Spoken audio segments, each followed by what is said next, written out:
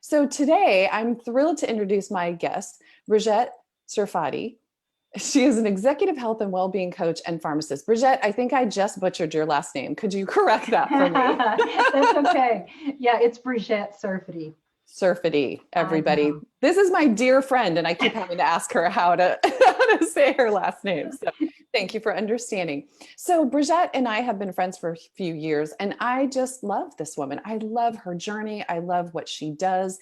And so I am so thrilled that she agreed to be the first person I'm doing this interview series with. So Brigette, can you tell me, I know this is a wide open question, but let's just go there. Can you tell me about your experience when you were living under your shoulds? Yeah, and so I read your question and I thought, oh, that was my 30s. Maybe it was all of my 30s, maybe even into my 40s, because I was really living somebody else's to-do list. So Mm-hmm. especially when I was a young mother, it was all about I should be more involved in the PTA. I should be more engaged at work. I mean, this list was gigantic because I wasn't paying attention to what I wanted. So when you said unhappy, overwhelmed, stuck, got the t-shirt, because that's what I was doing, is just listening to that voice that told me all the other things I should be doing other than what I was actually able to execute in a 24-hour period, which was not all those things. I mean, Right. it's mind blowing. So yeah, it was all of that when I was trying to be superwoman. And then my marriage imploded. And I had the opportunity then to say, oh man, I got to do something different. Yeah. So, yeah, yeah. So it's kind of one of those good news, bad news stories of, Yes. you have the opportunity to say, what do I really want? Because I wasn't asking that question at all, to your point in your intro. I didn't even know I got to ask the question, what do I want? Right. Yeah, Right. That's so yeah. true for so many of us. We just are doing without stopping to ask that question.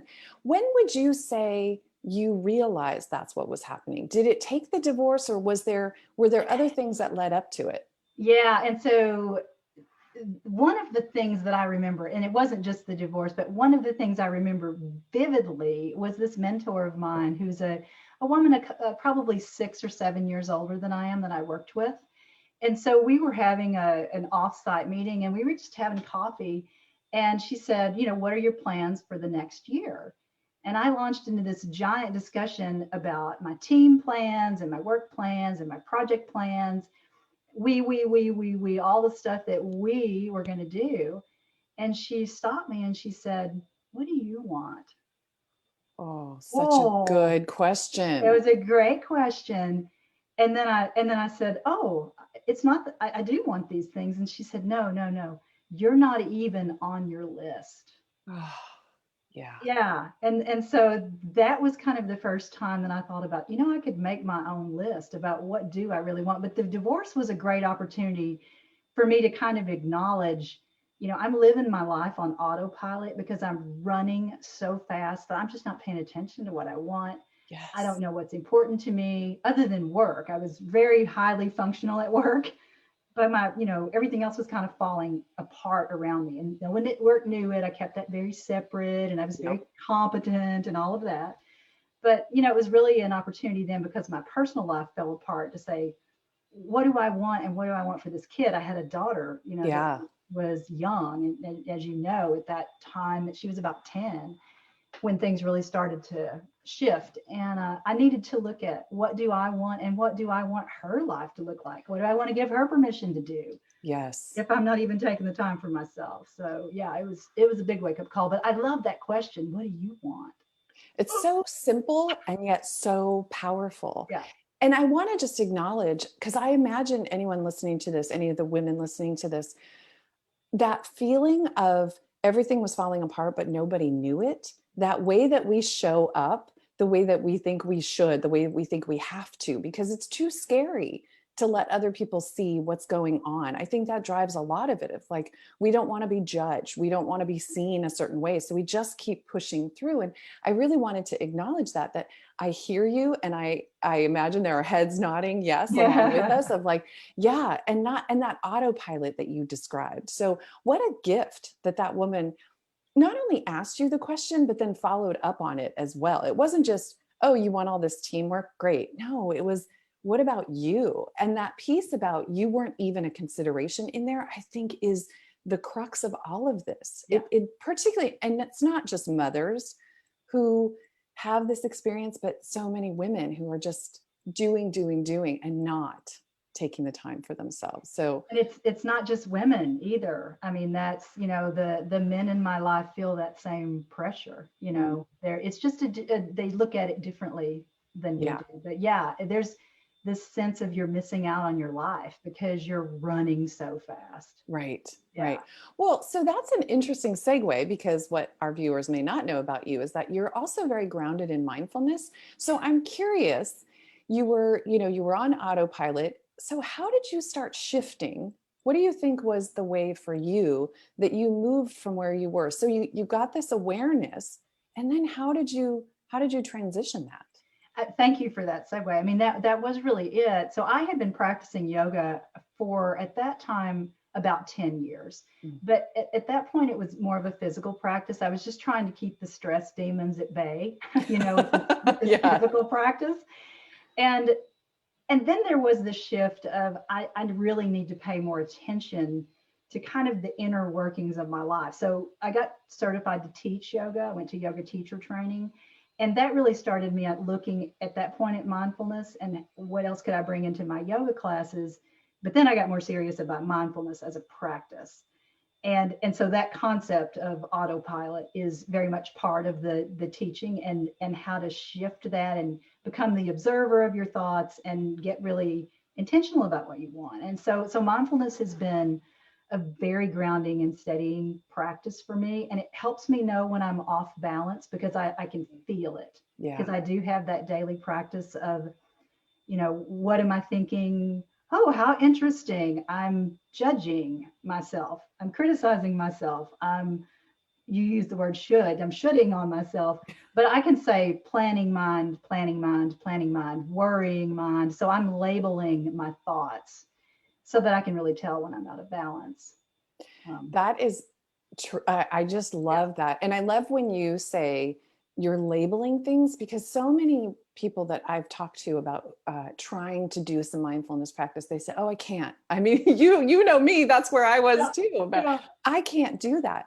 But before we go there, I want to walk back for a second, because I do think so many times, and obviously my business is focused on women, so I'll tend to reference women, and Mhm. I'm sure men deal with this issue as well. But so many women have said to me they've tried something to feel better. And I love that you said you'd been doing yoga for a while, but it was a physical thing, because we have these false ideas, I think, that, oh, just do yoga and everything will be great. So I love that you said that. So for the women who are listening, what was the difference? I know you said mindfulness, but could you speak to this a little more about, you were doing the yoga, but it wasn't until you brought in the mindfulness that something shifted. Did I hear that correctly? Yeah, yeah, and no, and thanks for asking that question, because it was, when I started, I was young. I was in my 20s, and so at that point, I was a lot more focused on how do I look on this mat, physical Yes. practice, and it was just one more place to beat myself up, Yeah. to be honest. And that was not helping my stress. Right. I get but it.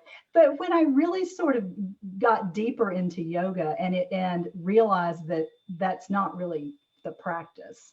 It's not the physical practice at all. It was about me realizing, I'm going to use the word worthiness, but when I had the teaching about you are already worthy, you don't have to Mm. stand on your head, you don't have to twist yourself into a pretzel, you just need to show up to yourself on your mat. It's Oh, like, yeah. what? So Yeah. once it became more devotional for me, it became more of a spiritual focus. But more importantly, even than that, for me, it was just showing up for myself, to be consistent. It didn't matter if I was good at it. I was just showing up for myself so I could trust myself to show up. Yeah. Big deal. Really big. Well, but I so get what you're saying about the worthiness piece, because so many women have given of themselves so much that they've sort of lost connection to what they want, and they've put everybody else ahead of them, and that sense of worth, it isn't even, it's not even on the radar anymore. Yeah. So for you, say the expression you said again, it was about showing up on the mat for you. Was that the Yeah, expression? yeah. I was showing up for myself because I wasn't trusting that I would. So not only was the spiritual practice, but it was also building a relationship with Yeah, yourself. absolutely. Yeah, I, I mean, it was a game changer for me when I really committed to it because I was committing to myself. yeah.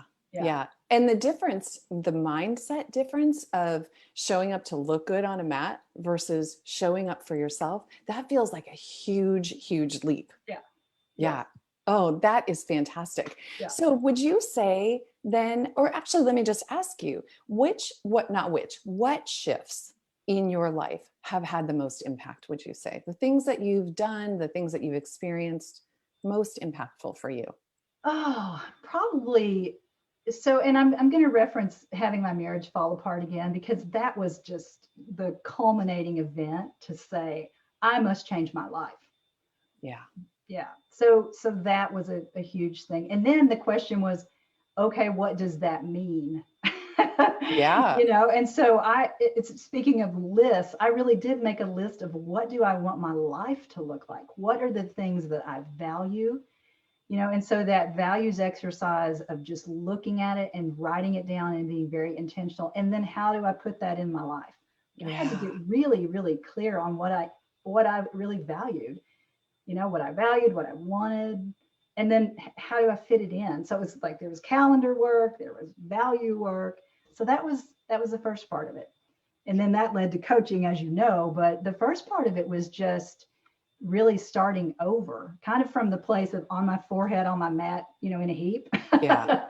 you know. So I had to wander around a little while in the desert and then figure out what I wanted to do. Well, it may not be everybody's experience that the divorce brought them there. I'm sure there's, millions of reasons that bring you into the desert, but the key that you just said about the values piece, that's another thing I don't think people take a lot of time to stop and Yeah. take stock of.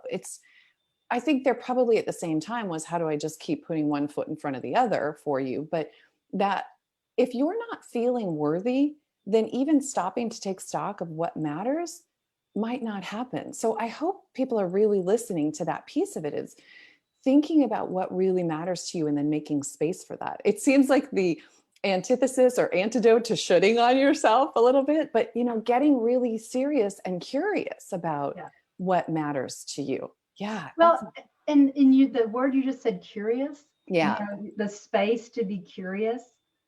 And it doesn't have to be 4 days on a retreat somewhere. I mean, it right. can be, I'm going to sit down for 45 minutes and really think about this and, feel it and Yeah. maybe cry a little, you know? Maybe so, yes. Yeah. So in doing this, you now work with other people, not just women. You work with women and men in this. And would you say this is sort of where you start with them, is getting into those values? Yeah. I mean, it's absolutely where I start with them because the values piece is one place we start. And then also the idea of what brings you joy and meaning. Yeah. Because people forget, again, because we don't give ourselves permission to look at it. I mean, I was totally disconnected from even knowing I got to choose. Right. What do Right. I love? What do I want to do? What do I like? What do I want to try? I don't know. Yeah. I think that's really the gist of why we're doing this, is a lot of people we just don't even see that we have a choice. We're just living our lives, and then that expression, it is what it is. That Yeah. it has its appropriate moments, but where it is not appropriate is in your life. Yeah. There are choices, but I do think this messaging that we get doesn't allow us to see that. So to get curious about what you want is just, it's kind of mind blowing to stop and think, oh, I don't know if that's what it was like for you, but as I was going on my own journey, it was like, oh, I don't know what I want. I've never thought about it. Or maybe I thought about it, in high school and college, but then I got sucked into adult life, if you will. Right. We get sucked into it, and we make this to-do list that's a mile long every week, and it's not even things we want to do. Yes. So that's Yeah. the other thing that's so interesting to me is to say, that's the first question. Do you want to do this project? Sometimes you have to, Right. but a lot of the stuff on our list is not even stuff we want to do. Yeah, it is so true. And then we beat ourselves up for not Yeah, getting our list done. It's this right, cycle. We're on the hamster wheel, right, and we can't see it. Yeah. yeah. Um, if you ran into a woman who was in a similar situation, what kind of advice would you give to her? What would you offer her? I mean, we may have just answered this question. I realize as I'm saying this out loud, but what advice would you offer to someone who is, head on the mat and out in the desert? Yeah, and I mean, I think I would start with a gentle question, which is, what do you want? Because I usually, when I hear that, the list of things, well, that's usually what I ask. What do you want? Yeah. And I get the look, I get the deer in the headlights look, because there's been so much judgment about why you're so bad that you can't get all these things done, and Yes. all the self-critical thoughts, and so usually it stops people to say, well, oh well, I'm not really sure. And so that leads to the conversation about, well, if you were sure about one of the things you wanted, what would it be? Yeah. Just to get curious about that. So that would be my advice, really. If I were giving advice, I would usually ask a question. But And that question that was so powerful for you of what do yeah, you want is yeah, really the place to start. I love what you just said about that critical voice, and then you said the self-critical voice, because for most people, we are our own worst enemy, and we are our own worst critic. And while there may be criticism from outside, what's coming from inside is much harsher. Is that a word? I don't know, yeah. but much worse. More harsh. More, yes, I think you get the gist, right? Yeah. But kind of looking at that too, that critic, how can anyone really? I think if you were looking at this for a friend instead of yourself, you would look at their to-do list and think, well, that to-do list looks miserable. There isn't enough time in the day, let alone the week, to do this all. And why would you want to do all those things? But from your own perspective, it's hard to see that. Yeah, it's very hard. And that's one of the pieces of the mindfulness practice that sort of ties into that critical voice is I can label the critical voice, oh, judging mind. So Yes. I'm not as caught up in it. But boy, was I ever. And I Yeah. still get tangled up in my to-do list, but at least I can think, why am I feeling so, out of control and crazy? Oh, you know, Yeah. so Yeah. I can recognize it earlier now. And you can separate yourself from Yeah. it. Yeah. It's not, you're just in it, living it every Right. day. And Yeah. it's not, my value is not driven by that to-do list, Yes. which is a big deal. And I know for, your people too, it's some of it is remembering that you're valuable inherently. It's not the work you Yes. do, it's not the things that you collect, it's not any of that external stuff. Right. So that was a game changer for me. It's just like, oh, I can just show up and be on my mat and be valuable. Neat. Yeah.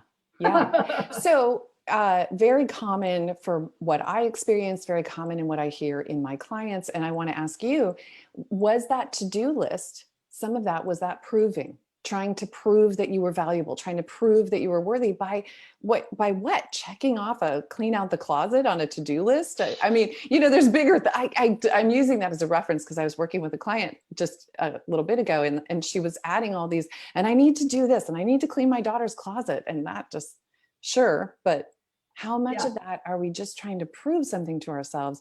And then you come in with this revolutionary, you're inherently worthy. Can you say a little bit more about that, what that means? uh, I remember learning that concept. I was not raised with that concept. But then it was just such a gift to study that and just go, oh, can I believe this? Could I really Yeah. believe that I'm inherently worthy? And I had a voice that said, yes. What? So Yeah. that is really where the yoga training came in, was just that, that light in me sees and honors the light in you. I really believe that. Yeah. And it was Yeah. such a relief. I mean, to be honest, I there's such a letting go of the hustling, that proving energy. And it's not that we don't still do things in the world. Of course we do. Yes. But it really is more about what makes me feel joyful and happy and brings me meaning. Even the work projects that I don't necessarily want to do, how can I reframe that to be meaningful to me in some way? Yeah. So I can just shift the language of the to-do list. Yeah. there's a couple things I want to unpack in here really quickly. I want to point out that you are in this space, but you were in a space where you didn't believe that. So I just want to Oh yeah. point that out and shine the light to anybody who's listening that it is possible. And it also doesn't mean that you never have a project at work that you don't want to do. There is sort of the normal operation of life, but I like what you just said about reframing it, because I don't want anyone to walk away from this thinking, well, if I become mindful and I decide I'm worthy, I never have anything in my life to upset me, or that's not it at all. And that's Mhm. not what I hear you saying. I just want to be clear about this. Yeah. Yeah, no, it's really about the mindset, and it's about the languaging of the project too. I mean, if you're clear on what you want and what your values are, you can usually shift the project to fit in there. And if Mm, you can't, the question is, why am I doing it? Do I really yes. have to, or do I just think I need to prove it to somebody else? Or did my boss tell me to, and I just need to get over it? I mean, there, Yeah. there's Yeah. all sorts of variations, but playing with that, with the languaging, instead of just going, oh, I have to do this thing that I hate. That you're not going to Yes. excel, with that energy. You're not going to feel really good that way. But we No. all know that feeling. We Yeah. all know it. Yeah. Yeah. And the other thing I want to say as well is I don't want anyone to who's listening to think the only way to get where you're at is to become a yoga and mindfulness teacher. And that's not what I imagine. And I'll let you speak to this, is that you developed some curiosity. And so you just kept following that. But it doesn't take blowing up your whole life in terms of you have to leave your family and your job and your career and do something. You can be happy with the life you have right now with these kinds of shifts. You don't have to become Yeah. anything. Let you speak to that. No, I think that's a really good point. And I mean, to be honest, I've been in the corporate world and continue to be. So I use these practices in real life as well Which as is a on gift to the mat. people. Yeah. Sorry, I totally talked over Yeah. you, but it is such a gift to the people you work with, though. Yeah, and I think the biggest mindset shift is really looking at, it doesn't have to be a big giant chunk of time that you spend. You can look at, in this next 15 minutes, how can I be more intentional with the use of my time? Yes. What really matters in the next 15 minutes, instead of just this frantic running from thing to thing. So I really like to look at where you're spending your time. I mean, just bottom line calendar review. Yeah. And it Yeah. helps people to say, the reason you're feeling like you're running so crazy is because you don't have any white space on your calendar. Like, you're just not giving yourself any time. So, is this important enough to you to change that? So it's really easy. It's not easy to implement, but it's very Yes. easy to look at your calendar. Yeah, I agree. I love it. I think what I just heard you say is the reason you feel like you're running crazy is because you're running It's because you crazy. are. Let's slow that down. What is one thing you wish that you know now that you'd wish you'd known back then? It's the proving part. Yeah, So I really, really wish that my perfectionist hadn't been driving the bus for so many years, yeah, because I was miserable because I yeah, was letting her drive. So I wish I could have been a little more gentle with her back in the day, to say, oh, it's okay, honey. yeah. You don't have to do all this. Instead of lashing Right. yourself. Yeah, beautiful.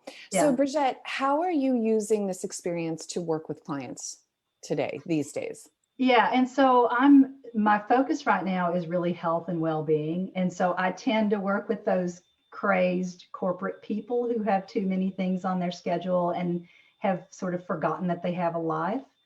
Yeah, And sometimes they want to be coached, and sometimes their employer wants them to be coached, and sometimes their spouse wants them to be coached. And so a variety of people who are sort of realizing, usually mid-career, that there's got to be something more to my life. hmm, And what do I want the next phase of it to look like? Because there's awareness that I can't keep running at this pace and continue to play at, a top level game. I can't yeah, keep just putting more and more and more. So those are the people that yeah. tend to, health professionals a lot of times too, land in my lap. Makes sense given your pharmacy background. Yeah. Yeah. So, how can people get in touch with you? website, social connections? Yeah. So I'm thinking you'll probably provide my website, but I will, yes. it's alignedengagement.com is the website. Okay. And then on social media, there's a Minding Your Minutes Facebook group, and my business is Reinvention Strategies. You'll see that Facebook group as well. Great. I will put all of that in the comments that go with this post. Before we wrap up, though, I do have the last question. Is there anything else you want to share? Anything I forgot to ask? Oh, it's not a forgot to ask, but I guess to go back to what you were saying, even if you're feeling crazed and overwhelmed, just take a moment and just reconnect to yourself and ask that question just gently. What do I want next? Not Yeah. 10 years from now, but just in this next moment, what do I want? And are you demonstrating for the people who are here with us today? Are you demonstrating just getting mindful right there in slowing down and just going inward with what do you want in this next one moment? breath. Yeah.